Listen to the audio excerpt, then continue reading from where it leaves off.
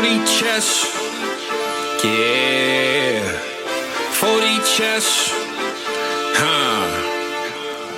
40 chess. Let's get it. Yo, is that T-Dog? 40 chess. 40 chess. Hey. 40 chess. This a trade show. Patreon where the trades go. Tap in and watch. That's what you came for. Ain't gotta say my name. They know my name, bro. What's good, man? We got McNutted in ATM. Always start off the show with a trade from them. You should always make sure that your trade is in. Patreon, why not be a Patreon? Know you wish you could spend every day with them. Tap in and say what you gonna say with them. South Harmon can fill up a stadium. Next time you log in, make sure that you bring a friend. We about to kick off, let the day begin. Go follow the socials. 40 Chess FF is posted. If your trade is an F, you get roasted. Go like and subscribe for the crew. Apple, Spotify, and the YouTube. You know Cooper got the warp too. Let us give you a walkthrough. 40 Chess. This is 40 Chess.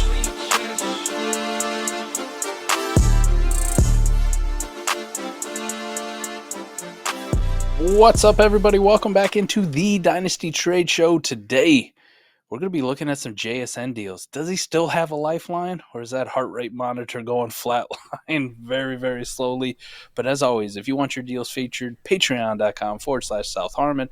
$5 gets you to the Trade Show channel where you get to drop your trades. Adam and I will critique them, tell you whether you won or lost, or, you know, sometimes we're wrong. And if we're wrong, you think we're right, whatever it is, go down, comment away, let us know. We love responding to all the comments. We love the engagement. But as always, if you just want to be a part of the community, you don't even have any trades, but maybe you need some trade advice. Maybe you like to look at ADP data, whatever it is, we got you covered at patreon.com/South Harmon. So go check us out. And as always, go check out the website, southharmonff.com, Warp Tool Simulator, Sleepier League Manager, articles from T-Rock. We have everything over there. But Adam, buddy, how you doing, man? I'm rocking the old school. I was gonna say, is that Texas Mahomes? Tech. That's Patty Mahomes, man. They even got the captain. It's a good week to rock the college one because the pro version of Mahomes wasn't the greatest this week. But they lost to the Broncos. Who would have saw that coming? However, great player nonetheless, and I love that jersey, man. That thing is. Gotta get the black one. I mean, I'm trying to think like outside of him if there's another Texas Tech jersey I'd even think of getting, but old school Michael Crabtree. That was the one I was going to go to. That's the one I was going to go to. Yeah, the same number. So from the front, it could be anything. You could play it off like it's a Crabtree, you know? Right. You don't try me with some sorry receiver like Crabtree. Maybe I'll get some little drop down in the back, right? So you can just change it. I love it. Let's get into my deal. We'll start with mine, and like Mike said, let us know, man. Yell at us. Tell Mike his jersey's pretty. Something. All right, Mike, let's hit it. Let's get right into these deals. We got JSN as the feature today, but this one here is a Pacheco acquisition.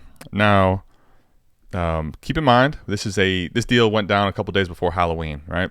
And you're seeing this in November. If you're seeing this in the offseason, you're freaking out. I mean, you're going crazy. This is a terrible, awful deal. What is wrong with you? Let me ask you now, Mike. 12-team Superflex, half PPR, half tight end premium. It's a lineup start 9 league. League is called Friends and Family.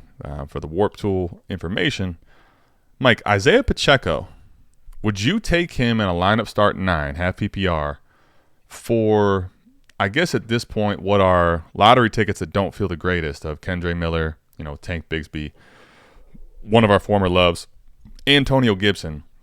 So 3 running backs for 1, the NARB on a 53 and a 4th, or Isiah Pacheco. Is this a deal you make? Is this too hefty, or is this something that you think is just wise to go ahead and consolidate into one piece here? I think it's a deal I make. I think it's a deal I make for the simple reason Gibson's not doing anything. Tank Bigsby's actually negative points this past week. And Kendre Miller, doesn't matter if it's Kendre Miller, Jamal Williams, like who it is, it seems like they're more inclined to use Taysom Hill, right, running the football after Alvin Kamara. So 2 tutties, 2 of them. Could all these guys have a role if something happens? Yeah, that's why you do any RB on a 53, right? But the one guy who's actually has a pretty solidified role and has actually been a pretty positive warp difference maker this year has been Isiah Pacheco. Now, this past week against Denver, we thought he was going to go off, and there was the threat of the snow, and there actually wasn't really any snow on the field. It actually looked like they were playing the game in California. That's how nice that field looked. And he didn't really do it, man. Divisional game was tough. The whole offense was kind of bad. But outside of that one, really, Adam, like the weeks leading up to that game, Pacheco has been a top option in warp, a difference maker in a warp. And in start 9, that's kind of the dude that you want to plug in because in reality, you're not starting Gibson, Kendre Miller, or Tank Bigsby unless something happens to the guy in front of them. And even then, you're probably still going to want like a week to really feel confident about inserting them in your lineup because they have been so atrociously bad. And, in a start 9, the 4th is just, it's whatever, man. You get it so you can grease a deal somewhere or another, but props to you for having a 4th. Like, is that what it really takes to push this deal over the edge? Boom, take my 4th, buddy. Well, I mean, part of as far as construction of this deal, right? I think one of the things I kind of want to focus on, Mike, especially for my deals, is explaining the process and how it gets done. Because I think, anyone can just look at a trade and even if they see the league settings and say, oh, I want this side, I want that side. But sometimes I think there's a little more that goes in, I guess, the method of the madness, right? How did we get here? And so I'm in this league, Mike, and the person I'm trading with, Ninja Jinja, he is like, put it like this. This is a failed contender. I have his first round pick. I've been kind of betting against this guy for a couple years. I've had his first round pick for the last 2 years. Last year, he's actually was solid. This year, the wheels have completely fallen off. In the summer, there was a chance he was going to get the pick back. He didn't want to come off of both Tyreek and Cooper Kupp, so I kept the pick. And now, Mike, I'm literally sitting on what is going to, after this week, be the 101 because he just lost to the only other team that was winless. So going into this trade, Mike, part of the reason I actually wanted to acquire Pacheco was, one, I had this NERB on a 53. Like, I got Saquon, and then I got just garbage, really. I got Justice Hill. I got Cam Akers. I've got, Roshan. All these guys you just saw here on the trade, right? These were all on my team. These are who I'm figuring out I'm starting every week with my RB2 because I have Devon Achane on IR. So, like, I see a scenario, Mike. Here's the problem with making this trade. The only error I could see where this becomes a big bite you in the ass. If Pacheco gets hurt, not that any one of these 3 guys have value, but their value could be also coming from any one of the guys in front of him getting hurt. ETN's been incredible, dude. Tank Bigsby, I think, has no shot of a job, any work with ETN on the field. But if ETN gets hurt, I don't know. Maybe Tank's useful. Maybe he is somewhat useful. Gibson, I don't know. It probably has to be a B-Rob injury for all these guys. The only thing about Kendre is, frankly, even if Kamara was to get hurt, he hasn't been used at all, to your point. So getting off of him was easy for me. But, Mike, in the game where it's a 0-0 guy facing off and it's a close game, Pacheco to me was like, if I can get this off of his team, I think he's got a better chance to lose and give me the 101. That was another little edge that I wanted to acquire Pacheco. Guess what? It didn't matter. Pacheco was awful last week. So that part didn't matter. I think overall, I like this deal for me. My consolidation is starting to get very thin, though. Like, I have 3 or 4 running backs. I have 4 to 5 receivers. I have Matthew Stafford just went down as my quarterback 3, so now I just have Lamar and Mahomes. I'm starting to have this outside of the 101 lottery ticket. I don't have a lot of depth anymore. I'm very consolidated at this point, but I still think it's worth doing. So this is the reason I did it. We're going to look at it from the lens and we're going to go, man, I hate to tell you the fact that, like Pacheco isn't a super warp running back, right? Mm-mm. Anything that you're in the back half of the 20s, you go, Yep. But Adam, show me one of those running backs that ranks inside top 75. They're definitely not. They're definitely not on the sheet as we see it. The top 48, right? So take Bigsby, 131st, Yuck. right? Antonio Gibson, 96. Kendre Miller, 97. 4th round pick.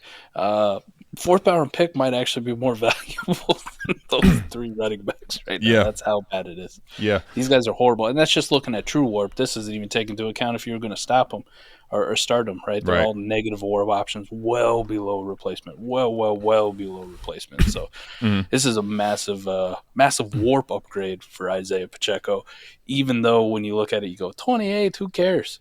Yeah. Listen, if these are the options I got to start, this is a massive upgrade for my team. Yeah, and I mean, honestly, my RB2 spot, Pacheco at least gives me a floor. Like, what I was telling you is I didn't have an RB2 that had any type of a floor, really. Like, guaranteed workload at all. So, Justice Hill's also a negative warp player. too, right? Like Justice Hill, I've started I think twice, and he doesn't have many startable weeks, and the weeks I started him were not those. So, give me Pacheco here, the consolidation move. I do think, Mike, one of the things that is hard for someone maybe to get over in this trade, last piece I'll say, these are 3 running backs that we all have associated with very high talent at one point, though. Yes. That's one thing you have to kind of get over, the fact that Pacheco, not necessarily the greatest running back prospect we've seen, and it kind of came out of nowhere guy, right? And you're looking at 3 guys that Gibson was an RB1, right? Tank Bigsby and Kendra Miller were highly touted for this 23 class. Oh, well. They ain't doing shit, man. They're not. So you got to move. Today's price is not yesterday's price. This is one of those moves, too, where if you saw what I paid for Gibson, if you see that I sunk a 203 and a 205 into these running backs, you're like, man, you paid a lot for Pacheco. That's sunk cost fallacy, man. Whatever I paid for these guys is done. They are what they are today. Done. Move on to the next. So anyway, little tangents there. I would make this trade again. I don't feel bad about it at all. So I'm in. All right, Mike. Now we get to a real deal. Let's get into a best ball deal. Hawkinson and Tua, Mike. Hawkinson and Tua. You're acquiring for a Rich Hooker, a 24 first, and a 24 second. Okay. So this one is it's in snake ball. So I saw this one go through. It's a 12 start 12 team tiered PPR. I think this was a league we started in 2021. It's been a while we've had it. Yeah. So been around. Yep. So you're acquiring T.J. Hawkinson and Tua Tagovailoa. You're moving off of Anthony Richardson, moving off of another 0 and Hendon Hooker, and then you get the 24 first from Slenmo away and the 24 second of your own. So, big deal here, Mike. Big deal. Talk to us through the whatever of this, how it got done, why, and what's the story. What's the competing roster that I have? This is coming out of a rebuild, Adam, too, so still a ton of youthful pieces. Anthony Richardson was very good for me. Also, like a little mini QB horde. I'm not even saying mini. It was actually a pretty substantial QB horde, but in best ball, you know me. I'll QB horde just about everybody. Right? In the draft, I'll take Hendon Hooker in the second round someplace. And I'm pretty sure I probably did, Adam. These are all these best ball leagues we do are pre-NFL drafts, right? So you and I fighting each other for who could take Hendon Hooker at the beginning of the second round pre-NFL draft. That's a fun one. Good times. We fought each other over that dog shit pick. Right. The team itself, not sitting too bad, sitting in 5th place, 5-3. But I had some extra draft liquidity. I still got my own pick. Right. Had my second, had an extra first. Team was doing okay. Yep. These windows sometimes are so damn small, though. We always think, this team's going to be good forever, right? My window's going to be huge. And you see in fantasy football, man, sometimes it just kicks you right in the balls. It tells you no. Well, this would be a very good league for me to explain that to you. There was, in the inception of the league, the year 1, I ended up acquiring, I think I acquired Waller and Kittle on a team that was very good. And we're thinking, oh, man, that acquisition just helped probably lock up a title. And the window was not very big at all because it never happened. 2021, I was competitive. I didn't go very far. Last year, it really started to fall off. This year, I'm in a full nuclear rebuild, right? And to your point, if you have a window where you think you can go get it, sitting on chips sometimes is going to hurt you because next year's team may not look the same, man, Yeah, we'll see if I can work something out to push that other first in. Maybe some capital or some of these youthful pieces. And what's your record really in this league? I'm trying to remember. 5-3, 5-3 right now. So, yep. One of those two, you could tell it was an early best ball league where we didn't set it up with median. Now everything I do is with median and best ball, right? Fairest way to play, in my opinion. Argue with me. Let me know down in the comments. Go down below and tell Mike, I hate the median. It's garbage, whatever it is. I like a mixture, honestly. I do think, though, I like having the regular setups, but I do think, to your point, the median does help remove those, I guess, at the end of the year when you're having teams that miss the playoffs, it could be fluky, where you had a really crazy schedule and someone else that gets in ahead of you isn't a better team, but they had an easy schedule. That's what it fixes, the median, primarily, in my opinion. So for me, I'm going here and I'm trading away a 0. Well, 2 zeros to be completely honest. Hendon Hooker wasn't going to do anything for you this year, right? No. Ever. No. 2 zeros off a best ball roster that start 12, so relatively deep in best ball. Anthony Richardson was awesome, but he's going to be a 0 for me for the rest of the year. And I'm going to go get a hammer quarterback in Tua. So if I were to break the deal down, me and Stevie went back and forth, right? And we could barely ever agree on value. You wanted to send me Jacoby Brissett for A-Rich in the first, plus Tua, and I'm just going, I'm good, man. I see. Yeah. I don't want Jacoby Brissett's polluting this deal. No, I already got Tua. I don't need this, right? Right. We were going back and forth on it, and finally he sent this one back to me where it was Anthony Richardson, Hendon Hooker, and then he included my second. And I'm really looking at it going, well, if I were to break this down, A-Rich in the second for Tua right now, with the way Tua's playing, being a top 7 option total in this league in WARP, in a best ball, sign me up. I would pay the second easily, a mid to late second. Let me up tier. Let me up tier in one of these situations. So then I'm paying a first, which is mid to late. I think Slenmo is just Slemno is just in front of me in the standings, also 5-3. So yeah, he was right around the cut of making the playoffs, right?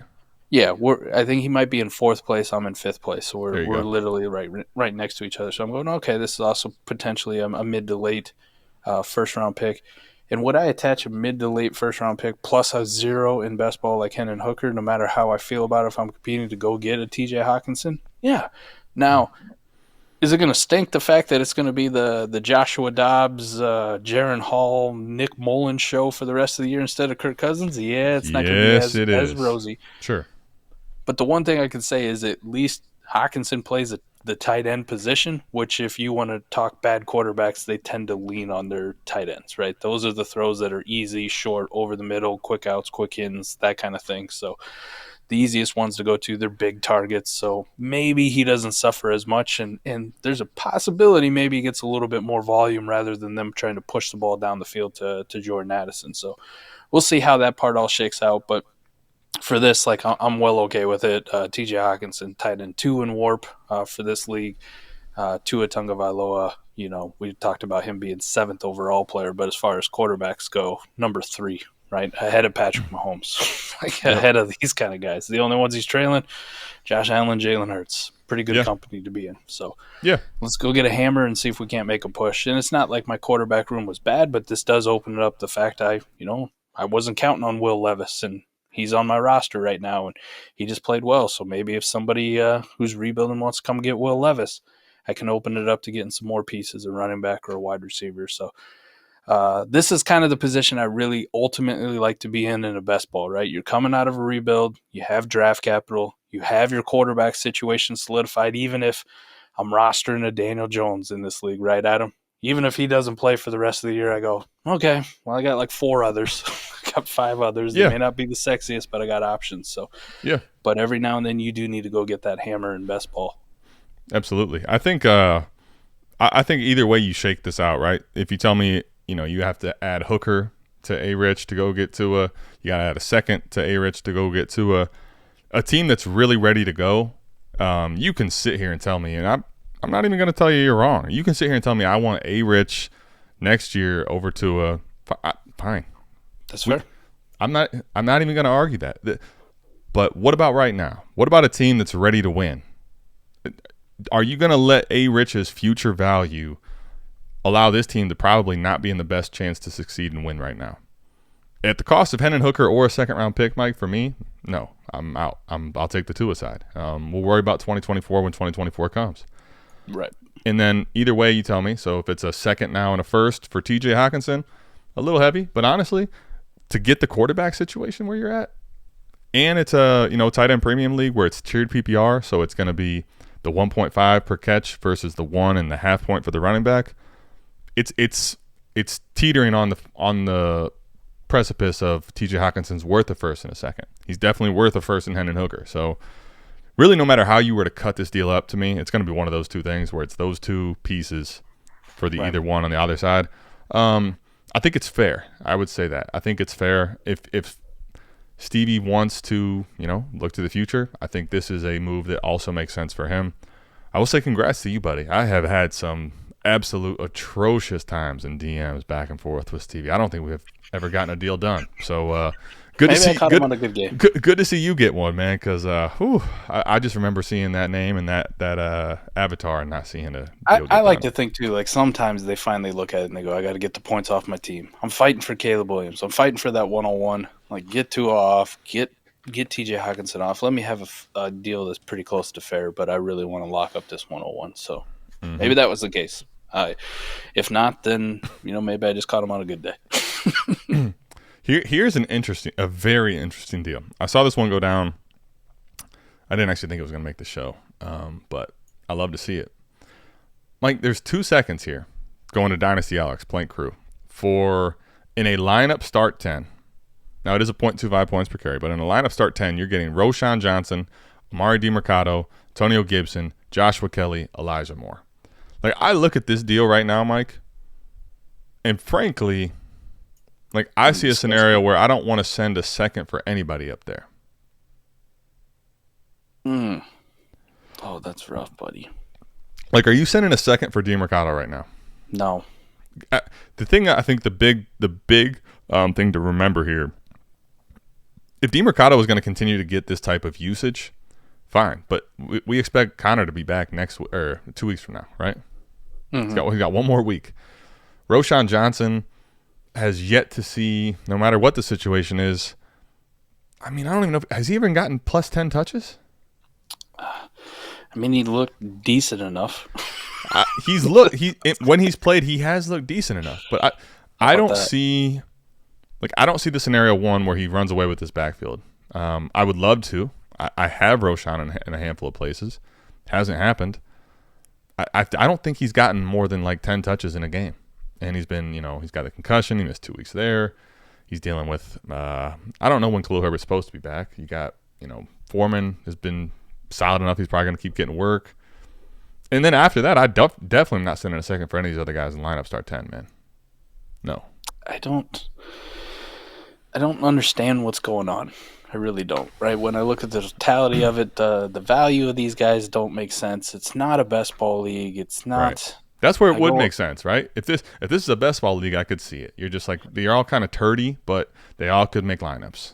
I go and look at Pasta's team and the sleeper manager, SouthHarmonFF.com. Go check that one out. And he's 7-9. He's in like 6th place. Everybody else is double-digit wins. That's ahead of him. And then you actually look at his roster and you go, well, your running back situations, Dalvin Cook, gross. He's in your starting lineup right now. But is any one of these guys better? Maybe DiMercato, Roschon. Like you plug them in. Kelly, no. Gibson, no. Alvin Kamara's fine. Damian Harris, Brian Robinson. Like it's only a start 10, so like it's getting real tough to fit some of these dudes in versus wide receivers. You'd rather play the wide receivers. The whole thing just don't make sense to me. It just don't. And if I'm playing crew, I'm looking at it going, this is amazing. Thank you. This is awesome.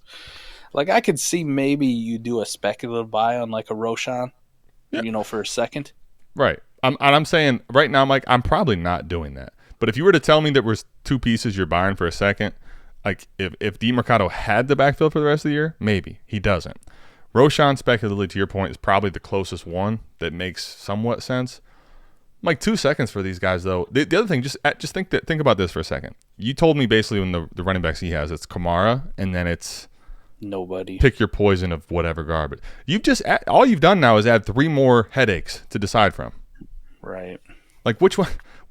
Maybe DiMercato next week, and then you're hoping that Roschon will be the answer after that. But man, it's just like that's not the best way to plug holes in a lineup start 10. Man, it's just not. Speaking, I mean, a lot of these 30 pieces that were in your first deal that you put up there, right? He's got Tank Bigsby on the bench too, so we'll just have a whole group of plethora of. See, let me, and you know what? I'll say this too, Pasta. On the other end, Dynasty Alex, you got the side that I want, no question about it. But I'll say this: if you're in this position, see, like that's kind of what I was in, right? My trade, like it's actually kind of a good way to see these 2 deals happen and talk about the intricacies of it. Like I'm adding Tank Bigsby to deals. I'm adding those misses that I have out there, these running backs that aren't helping me, as opposed to just all my liquidity. Like, can I at least interest you in 1 second in some of these other guys to go get something I'd actually prefer at running back, right? As opposed to getting rid of the liquidity, the good shit that you still have for this. Like, I'm sorry, Pasta. I think you've made some great deals on here, but this is like this is not one of those, I would say. This pasta salad. What are we gonna call this, man? This is the opposite of what you want to do. Like, pass. This is the opposite of a trade I would like to make in a lineup start 10 league, frankly. Unless I was Dynasty Alex here. Yeah, so agreed. This is exactly the trade I want to make. And for one team, this is the best place. This is the trade I never thought would be possible. Possible. Very possible. All right, Deep Sea 86, who's becoming a featured member of South Harmon. Can we say that? Featured member. I like that. Nico Collins and Rashee Rice, Mike, for Jonathan Taylor and Tutu Atwell. Best ball start 12. By the way, it's 0.25 per catch for receiver, so that is pretty downgraded relative. So it's like that's interesting, man. That's a bad way to list it, right? It's a full PPR. Oh, okay. So it's a 0.25 wide receiver premium, 0.5 running back premium, and a 0.75 tight end premium. Right. So, okay, so the tight end premium is like next to nothing. No one. Okay. No one and also that means that those receivers do get a relatively decent boost to the field. They do. They're not the worst options. Unfortunately, if I was Deep Sea in this situation and got to find out firsthand this past week, you're going to need some running back hammers. And when you run up against a team who has running back hammers, this guy right here, this dude, you get gaped. And he traded away his pretty much his only one that he had for two fringier wide receivers. It can get scary in the deep sea, man. You know, you get the sharks out there, you get all kind of craziness. There's wild McNuggets floating around out there just waiting to pounce. Troubled stuff in those deep waters, man. Here's what I'll say. I think,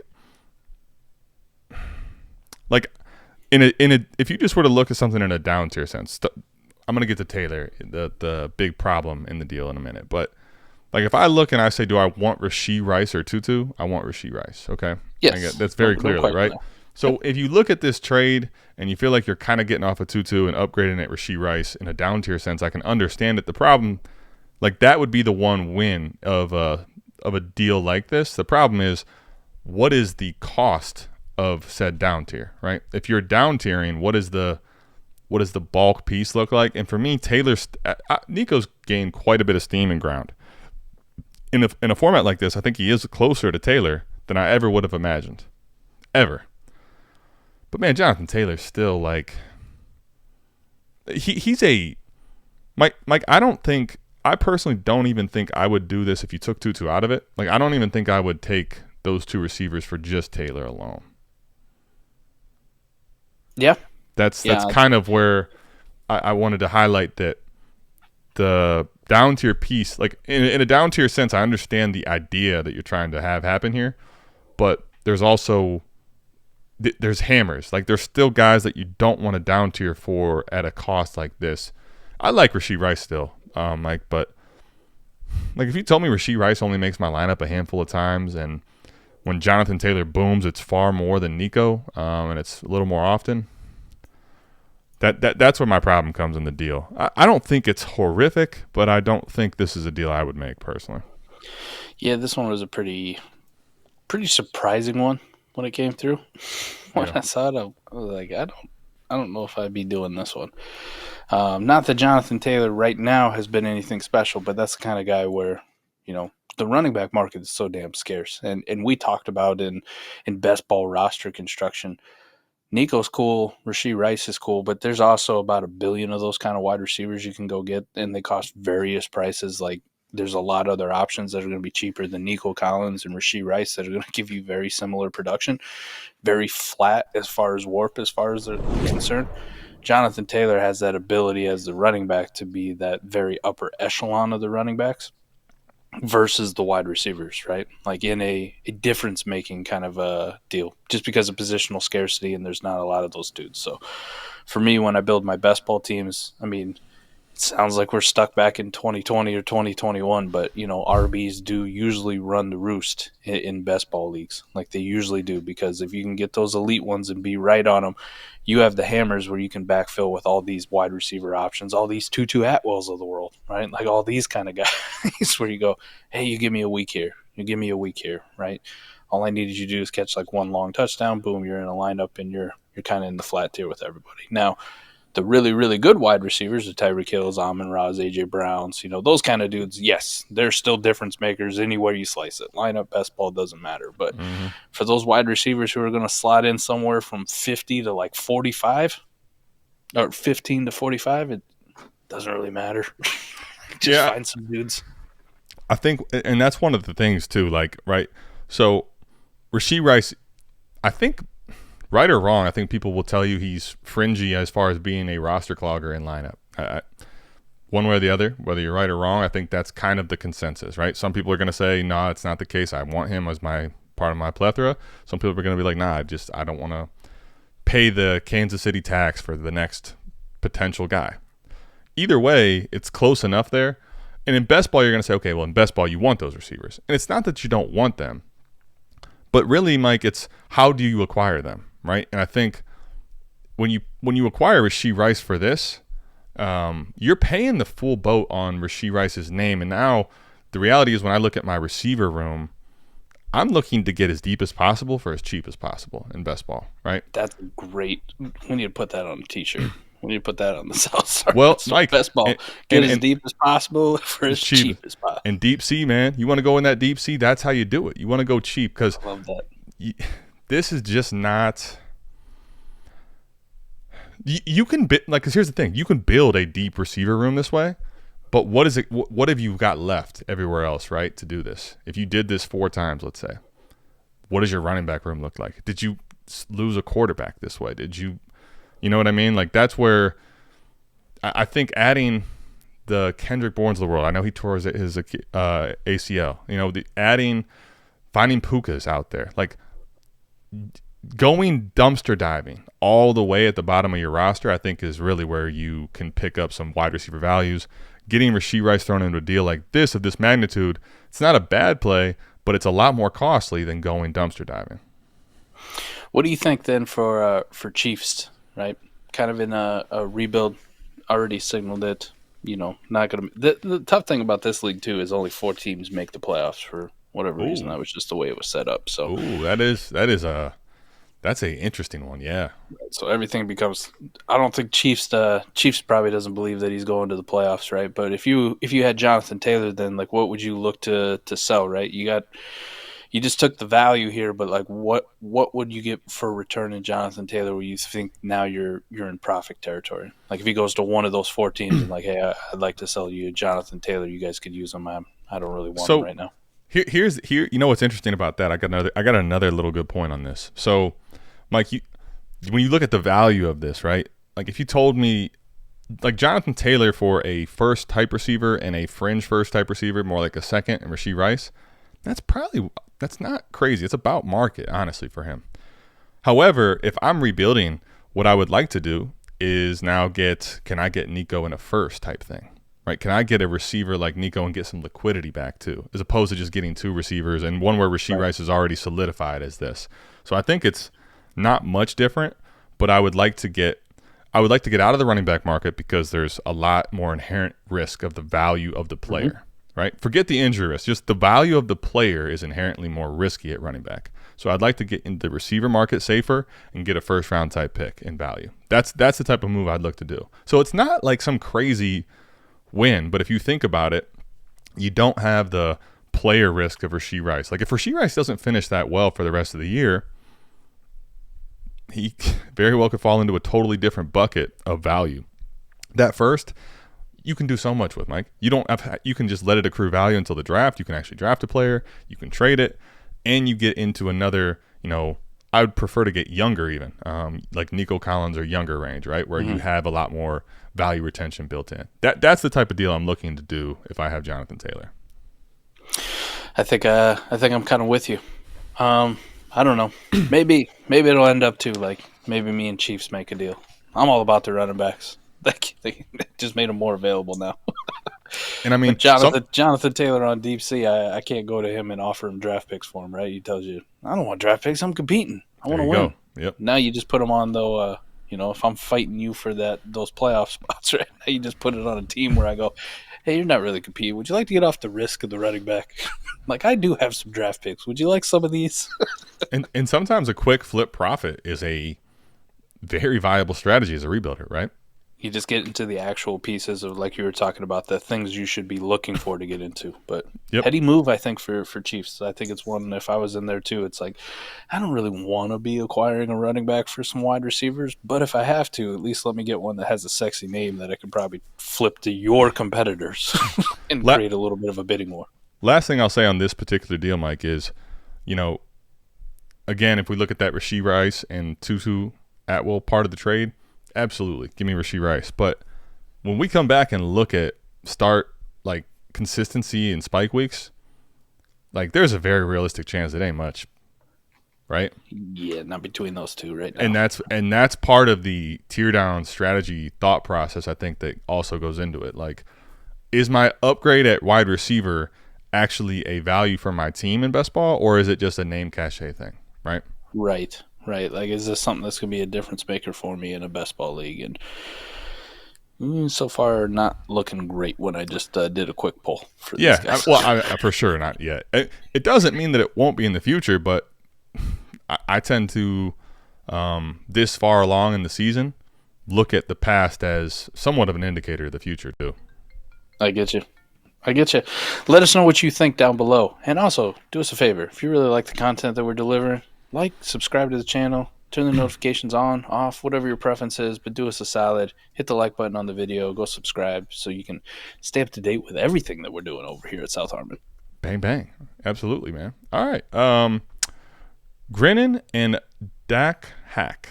All right. So we got Trey Lance, 24 first, 24 second, 24 third, Mike, being acquired for Evan Ingram, Matt Stafford, Cam Akers third in a best ball league. I'm going to say that I think this one really sucks, and I think this was done before the injury of Matt Stafford, frankly.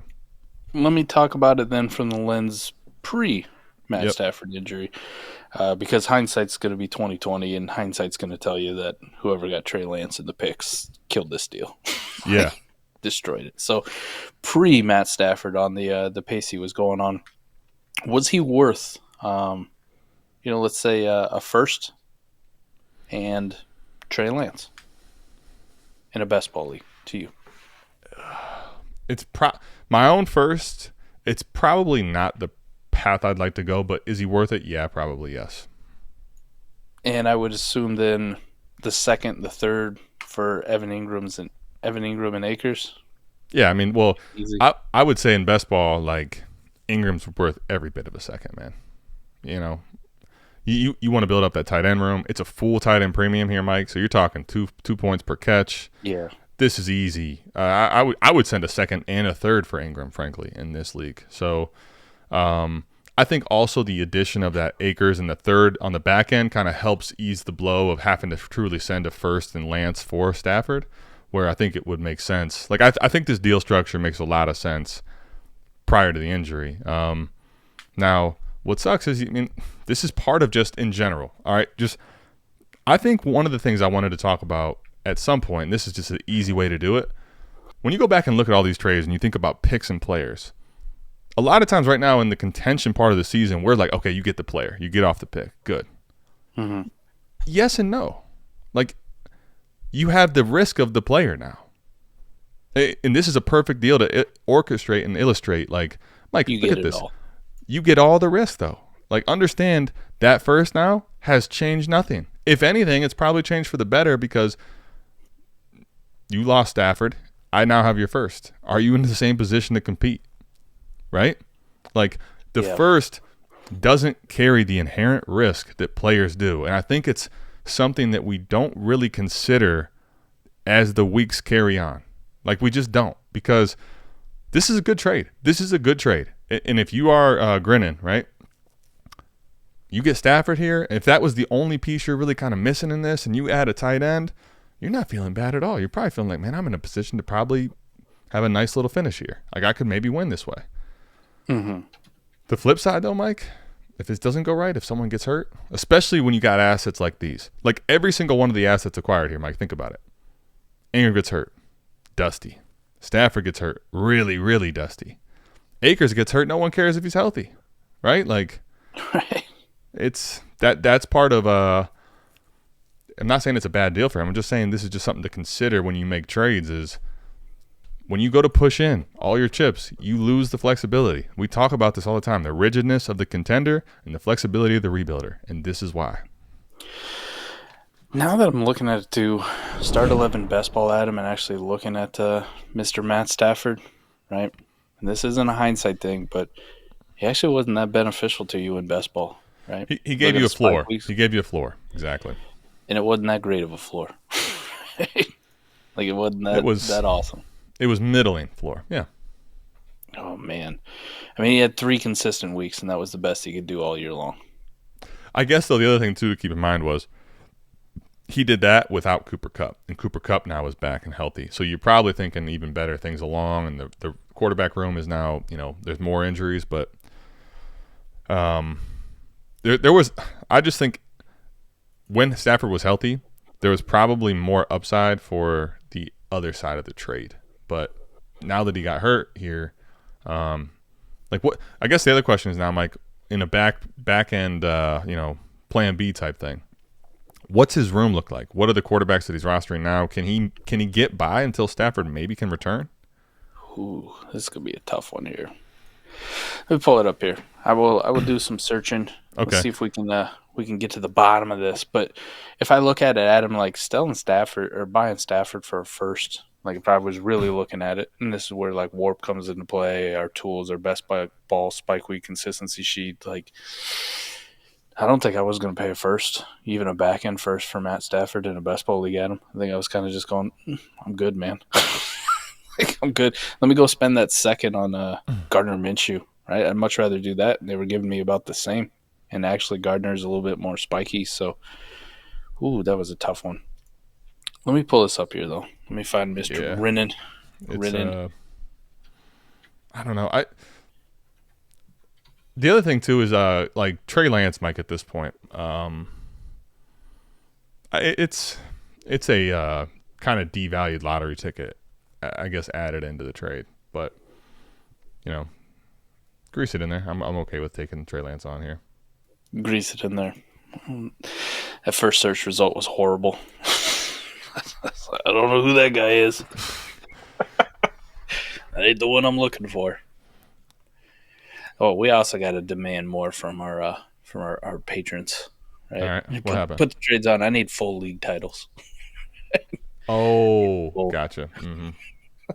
Need full league titles. All right, let me find out here from Grinning here. What's his 5-9, Adam? He was 5-9 before this, after this trade. So wow, pretty far down there. That's a tough one.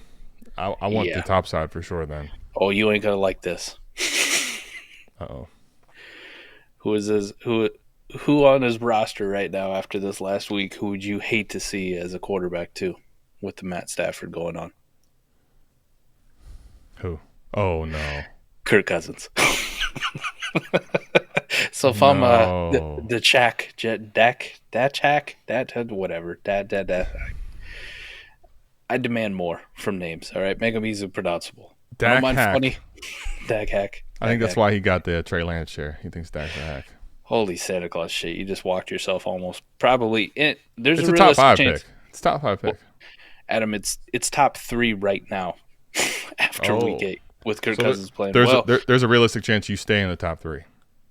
He has the second lowest points scored in the league, and the guy who is the current 101 is 4-10. So there's only one median win separating these two. So yeah, this is theft. This is theft. I'm sorry. Damn, man. Hindsight or not, I thought the Matt Stafford thing was like, okay, why are we making a deal for Matt Stafford? Okay, maybe if I was a super contender, this if you're especially could do if you're 9-5 and you just needed one extra quarterback, I don't hate that deal at all. But not if I'm 5-9. The context was not ideal. Now let me ask you this, Mike. We're coming off of a rough deal there. We got a rough one. Is this one worse? Yeah, this one's worse. I mean, worse. Jag, listen, Jag, you're one of the few people that, like, you know, has my cell phone number. You can hit me up anytime. This is pretty disgusting. I'm sorry, Jag. You got done in for here, buddy. Like, Mike, Jag, I just want you to understand, right? This is like, there's the tier down king, okay? Tier down means when you go from a tier to a tier below and pick up a plus. A tier down is not trading within a tier and sending away a first-round pick to do so. Yeah. It's pretty bad. So Ray G gets Amon-Ra in a 24 first from Jag. Jag gets A.J. Brown. It's a 12-team Superflex, tiered PPR. Lineup start 11. Heisman degenerates. Adam. There's no way. Like, literally, like, I know A.J. Brown's been phenomenal, right? 125 in a row, I believe it is. Yep. Amon-Ra's been damn good himself, man. I mean, has he been A.J. Brown for the majority of the season? No. Is he still in the same tier as value? Absolutely. Is he a top 5 dynasty receiver? Yes. Mike, I wouldn't – like, this is even – if this is a healthy Justin Jefferson and Kirk Cousins is playing, like, this is one where I would maybe. A.J. Brown's not Justin Jefferson. He's not. Like, the retention's not there even for him. He's great, man. I love A.J. Brown. Don't get me wrong. I have A.J. Brown on teams that are going to work. You can – this is suboptimal for building in any format, really. I mean, if you got the A-Warp tool too, right? The Warp tool with A-Warp on it. So southharmonff.com, go check that one out.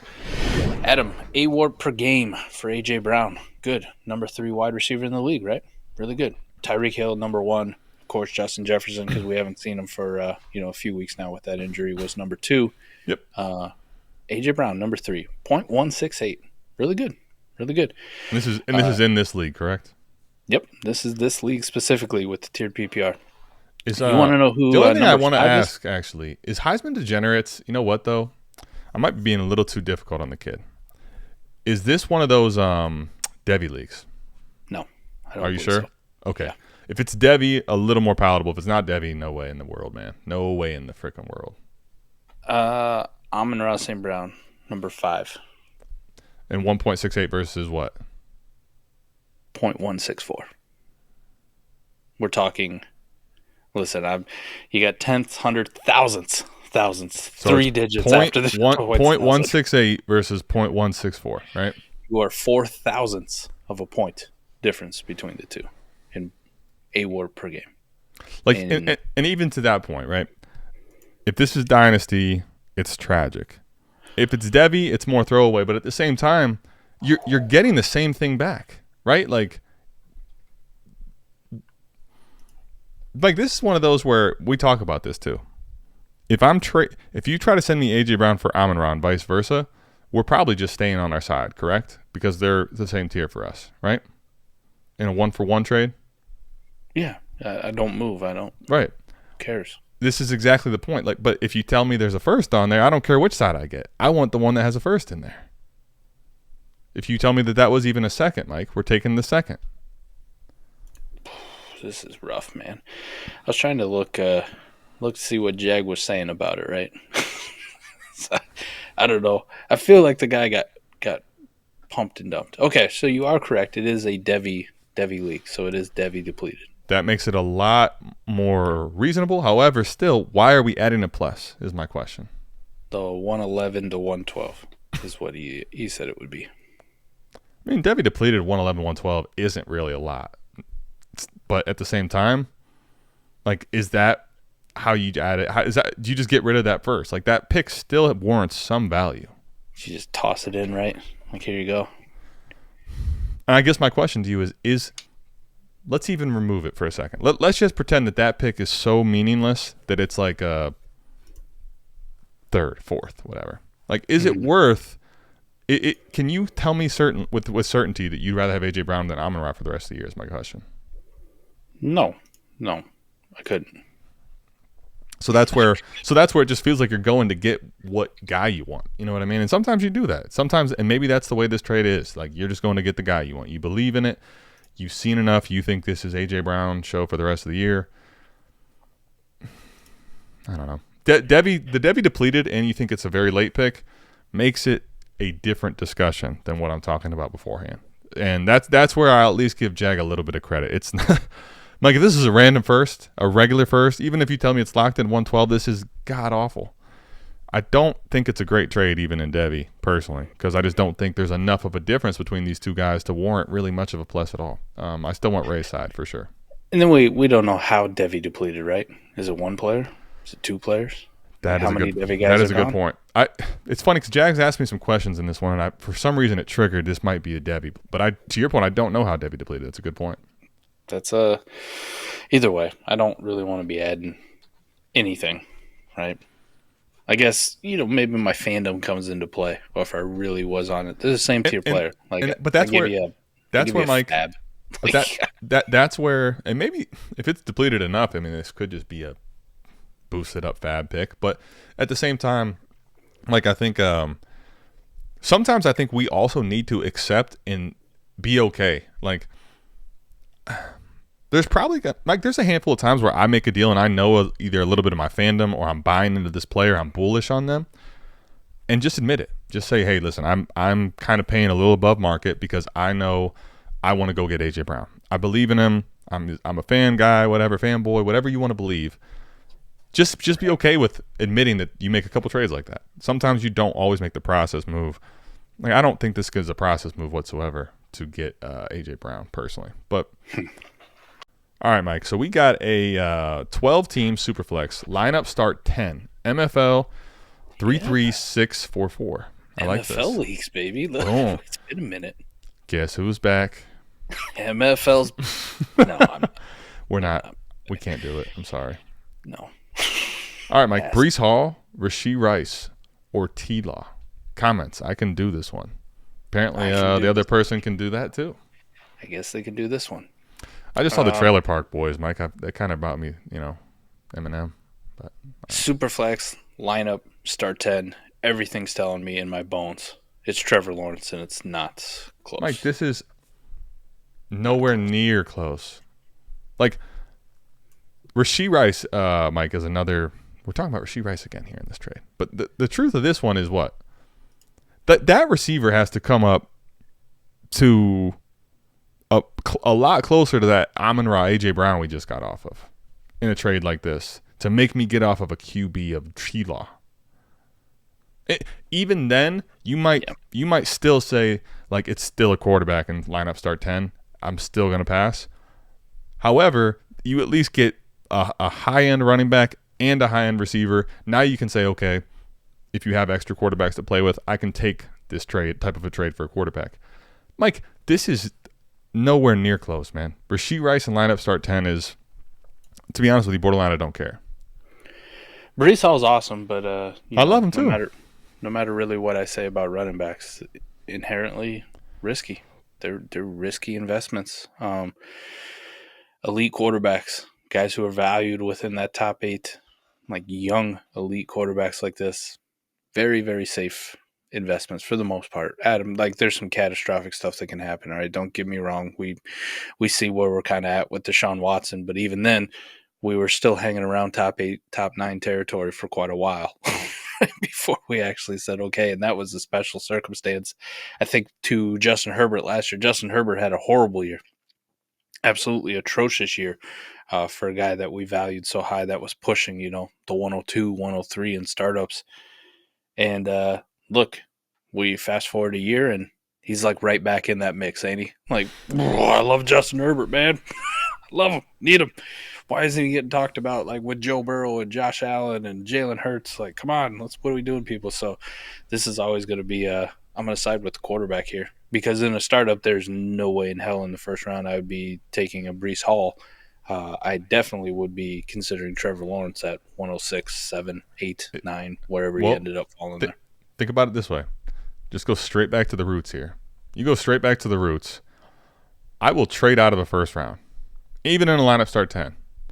But, Mike, if I'm going back to the second, you got to come off of more than a 10th. What? Rashee Rice is, I don't know, 9th maybe? Like, we get aggressive, 8th? Even then, you're not getting me off of my first-round pick for a 2nd and an 8th. It's not happening. I'm taking my Trevor Lawrence. No way. It's just, this is not there. This is not the trade to take the 2-for-1. I'll tell you what, man. Trailer Park Boys is getting a hell of a deal. So, yeah, I kind of want to go see if I can move a Breece Hall and Rashee Rice and maybe land a Trevor Lawrence, or how fastly people tell me to piss off. Let's see what you can get done. Why not? Why not you, buddy? All right, I'm out here messing stuff all the way up. Come on, Adam. All right, let's get it together. Okay, 12-team Superflex half PPR lineup start 10, Mike. This is BDGE Dynasty 5. The base Shaboba is getting Aaron Jones, Michael Pittman, and a 25 second. He's sending away a 24 first, 24 second, and Roschon Johnson. So here it is, Mike. You're looking at, the way I'm kind of seeing this is, would you send a 24 first for Michael Pittman? Yes. And then would you send Roschon to get Aaron Jones back? Yeah. Okay. And then all I got to do is swap seconds. And then the cost is you get your second goes to the 2025, right? Yeah. This is one of those where the math and the way they break down seems very clear and easy to me as far as why you would do it and how you got there, and I'm in. The math is mathing on this one. Yeah. Even though I still don't know, the base Shaboba has been with us for quite a while now. Mm-hmm. I still don't even know what the hell that means. Like, what is based? What's a Shaboba? Am I too old for this? Is that what this is? I don't either. I know it's so unique, and I know he's also from El Paso, and he's come on the show.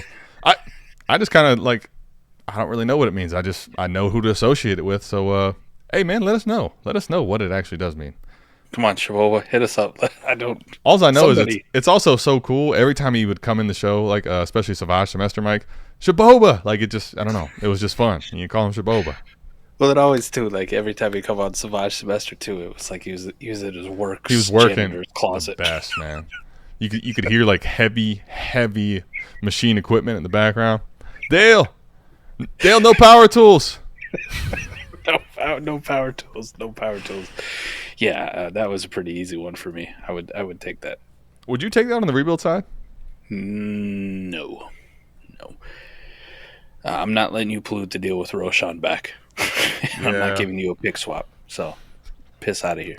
I don't mind getting a 24, but I don't like sending you back my 25, right? So it's like one of those. If I'm going to rebuild, I can't guarantee my 25 is. So if it was, if you get the first and the second, and I guess technically if you wanted Roschon for whatever god awful reason, and all you were sending away was Pittman and Aaron Jones, cool with it?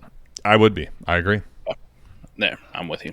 So let me just go back to give you the context there, right? So if we take this 25 second out of there, I think I could get more behind it. Because I think, too, the other thing is, Mike, in lineup start 10, I'm very much more of the mindset that Pittman is worth it first. I think that some people kind of teeter on that, and I think the reality is, for me, this would come down to a lot of how the base Shaboba's team was. When I see somebody making a trade like this, it makes me think their team is already really good, too. Like a savvy move like this. Like if that pick is definitely late, this is Pittman by a mile for sure. Yeah, if it gets more of a middling pick, I might even still want Pittman over like a 107, frankly, but gets a lot closer. Gets a lot closer. If he's got a good team, man, see, this is where the second round pick going back definitely can't happen. Like I could understand acquiring those three guys, the first and the second, not guys, but the first, the second, and Roschon Johnson for Pittman and Aaron Jones. To your point, even still, 25 second going back from. It is from a different team, which gives me a little better feel of it. So, I still wouldn't have added that part. I think that's the one part that makes it too much for me. Okay. Look at JSN. Yeah, I'm in. JSN. Listen, man, we had to get JSN Lifeline. We had to get JSN's Lifeline. So, Mike, we talked all day, all day, built it up. We built it up for you. JSN here. Jordan Love, JSN, and Jaden Reed, right? So this is clearly, for me, it looks like someone is pushing in and someone is going for the future. JSN is going toward that future side. Pittman again in the trade. Michael Pittman, Kyler Murray, Mark Andrews, Mike. What do you think here?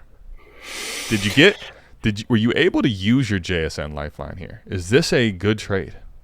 JSN or Pittman? Production, I'm taking Michael Pittman this year. Long-term dynasty value, I think I'll still lean JSN. Was going to say exactly that. Fair. 100%. Kyler Murray or Jordan Love, and this is no question. No, I don't. Today, tomorrow, yesterday, every day, all the days Jordan Love was starting, Kyler. Mark Andrews, Jaden Reed for Jaden Reed, the first and the fifth. Not the fifth doesn't matter at all. Okay, let me get that out of the way. This is all day, every day Mark Andrews, right? So now I'm looking at two pieces here, and I'm going, this is a slam dunk because Mark Andrews and Kyler Murray, Pittman, JSN is close enough. The only thing I will say is that it does look like one side is getting their first back, right? Yeah, there's no name under that one. That usually means whoever's on the bottom here that we can't see is getting that pick back. Now, and that would be my final question. If that was the case, did you get enough? Did you get enough? Well, I think you hammered them so damn hard with the Kyler Murray, Jordan Love thing and the Mark Andrews, Jaden Reed, and yeah. The answer when I ask that question, when I phrase it that way, typically we can have a conversation of if you got enough or not. I'll be honest with you, Mike. This is kind of like it's not said a whole lot now, right? But you kind of took them back to the woodshed. I mean, this is one of those where, like, that first has to be Caleb Williams for this deal to look, close next year, right? Like, I just want you to think, if you can, just think out. Try to think out into March, into May next year. And that pick says Caleb Williams. Like, even then, I think we're having a serious debate if you want what side or not. And anytime you can do that, where you're taking full advantage, what I mean is when you go out and you say the best case scenario for your other side, you still might win, and you got it today, that's crazy, man. So I think to answer the question, in this trade, JSN was a hell of a lifeline. You used that lifeline to the fullest degree, buddy. I mean, this is a nice trade, man. This is a very nice trade. That's how you leverage somebody. We've seen some bad leverage. We've seen some mild leverage. I'm usually guilty of the mild leverage. I'll let people off, but I don't always have to be an asshole. I think this probably ranks on the upper echelon of like, see, this is why you can make people do some desperate stuff to get their pick back in 2024 sometimes. Yeah. Some real desperate stuff. And I do think, I'll be honest with you, part of this is not necessarily just JSN, Mike. Part of this is Kyler Murray. And, like, that Kyler Murray's playing now. I think some people are still so just tunnel visioned, I guess. They're mind warped on getting off of an asset like Kyler Murray, right? And then when you think, oh, man, I can get off of Kyler Murray and get my pick back, I think that's absolutely the reason a deal like this gets done, right? Because to your point, I can see where you say I'll swap you Pittman and JSN and I'll take the JSN for the future. Losing Andrews here is the tough part. But then when we fast forward, one of the big lookbacks will be what is Kyler valued next year versus what Caleb is versus Drake May. Because that is probably in the future what this deal looks like, assuming that's an early pick. Because, Mike, if that's not an early pick, this is by leaps and bounds Ryan's side. I still want Ryan's side no matter what. But if that pick says 104 or later, Mike, can you imagine? This is absolute cleaning up, man. I'm doing some investigative research right here. So, unfortunately, again, we got to do better with asking for proper names. Okay. Right? Scorching SF? It's not. It's a Superflex party. But I did some investigating digging. This is why the sleeper tool is also kind of like being a stalker for sleeper fantasy football leagues. Absolutely. Listen, I can figure it out. You can become kind of an investigator with the sleeper app, Now, we don't even have the other person's name on here, right? No. So the next thing I go is I just start going through rosters and try to find, hey. Who's got their first? Got Jackson? Well, who's got Oh, Jackson? yeah, JSN's the easy one. Or Jordan Love or Jaden Reed, yep. Oh, I found Jaden Reed. I found Jordan Love. All right, we got it. We got him. We're gonna go with this one, ladies and gentlemen. We got second to last. Second to last. All right, so you're gonna that's okay. So that's gonna become Marvin Harrison Jr., Caleb Williams, Drake May. Yeah. Yep.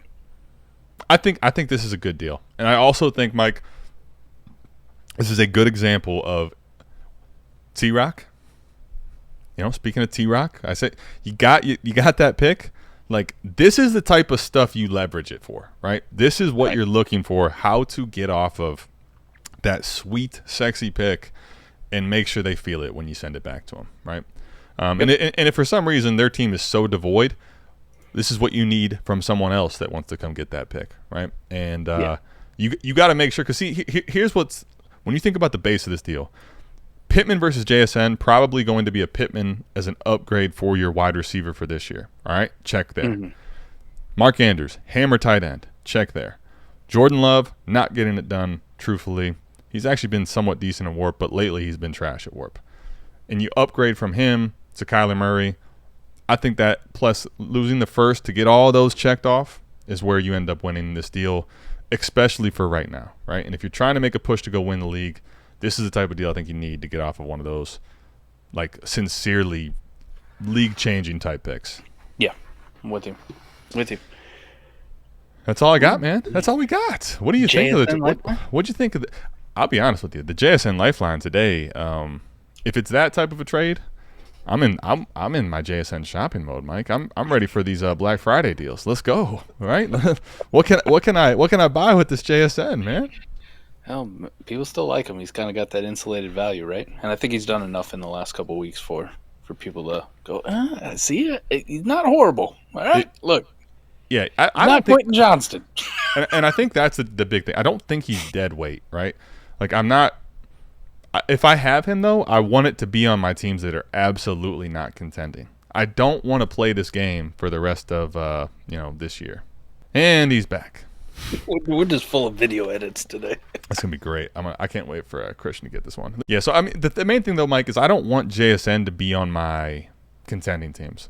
I'm happy to have him on my fully rebuilding teams, but if I have any hopes of contention, I really don't want to have a dynasty value that high on my team that's contending, right? Like, especially you think about best ball teams. I'd much rather have guys that have a better ceiling and a safer floor. And I think right now you can make that type of pivot almost every time. Like, a lot of people will probably give you a Pittman type, I think, if they're rebuilding, right? I think the main thing is finding the right partnership, finding the right person to take your JSN on and getting the right piece back. I think a lot more people too, especially on the rebuilding side, right, with JSN, need to be a little bit more open to going acquiring them, right? Like, we love Michael Pittman Jr. for what he's doing this year. I like Brandon Aiyuk, right? Sure. But those are also kind of wide receivers. When you start to reach that 25, 26, right, you are one misstep away, one bad season, a string of bad games with low target share away from just going right in the shitter. either one of those have an injury for the rest of the season, giant fall off in dynasty value, right? Well, I mean, look how good or how long we tried to pump up Cortland Sutton, and at some point you just get to this like cliff where it's like, if it hadn't happened for you now, no one cares when it actually does. Like this year when he's actually performing pretty well. Right. No one cares. Yep. No one cares. He's a second type. DJ Moore is kind of the same thing, right? We can only be DJ Moore truther for so long before you go, it was nice that you had a 230-yard game and 3 touchdowns. Good for you, little guy. He has absolutely been a massive cog in helping my lineup teams not go where they want to go. Like, frankly, that's been the best way to describe it for me. I think at least for JSN on both sides, like you said, for the contenders, yes, go see if you can acquire them. And I think if you're a rebuilder and you're sitting in some of these spots, you have some of these kind of 25, 26-year-old wide receivers where you go, I don't have to get off of them. At least explore it, man.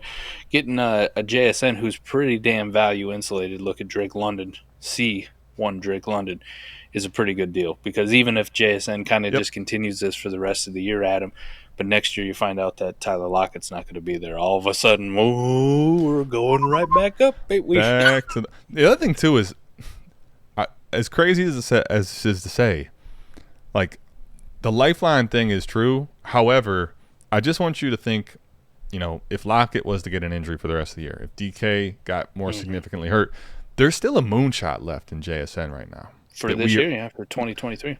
But I mean, there would be for sure there. But what I mean is, like, he's young enough to still have a catapult in dynasty value to, like, my gosh, we want this back. We saw what Chris Olave did towards the end of the year. We saw, how much Garrett Wilson got back. This guy still has the moon to go to potentially, even though it doesn't feel as secure as right now. Whereas Michael Pittman, Brandon Aiyuk, their floors could drop out, but the reality is they've kind of just more stabilized themselves, right? And if you're in rebuild mode, I want to have more of these could catapult in value in Dynasty, right? Those are the type of picks, you get as many first, because if one of them becomes 105 or earlier, Mike, what does that do? Huge moonshot in value. Those are the type of things I'm swinging for in Dynasty on my rebuilds, I was just thinking it's so crazy that we're talking about this and we're doing that rookie mock review, which you guys would have already seen on Wednesday for the AMA. If you hadn't watched it, go watch the AMA and we'll talk about it a little bit there. But I made the pick of JSN, and I'm picking at the 12th spot. Like, picking at the 12th spot, I'm getting Jaxon Smith. This is where we're at, Adam. What the hell? Mean, I've significantly thought really, really hard about taking the 109, but I still took Zay Flowers. I still think Zay Flowers, for me, is ahead of JSN right now. But because of production, right? I can get behind that. And I think the reality is, though, there's a safer floor, in my opinion, with Zay Flowers. But JSN still probably has a higher ceiling.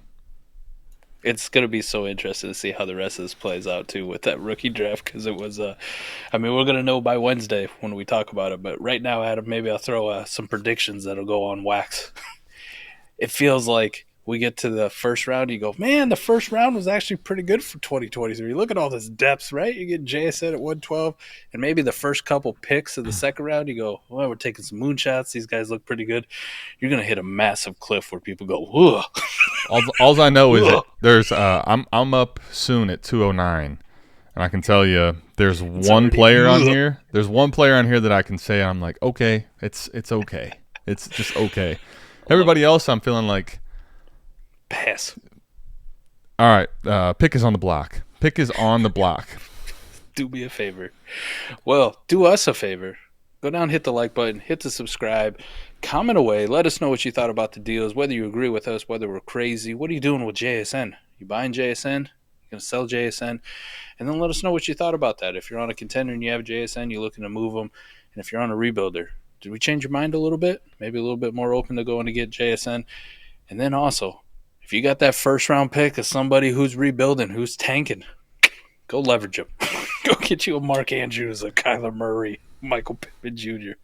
Hammers. Let's go. We're looking for that hammer, baby. We're looking for that hammer. Hammers. Go get you a hammer. Let us know in the comments what you thought of all this stuff. We'll see you back here. Same time, same place next week for the Dynasty Trade Show. We're out of this thing. Peace.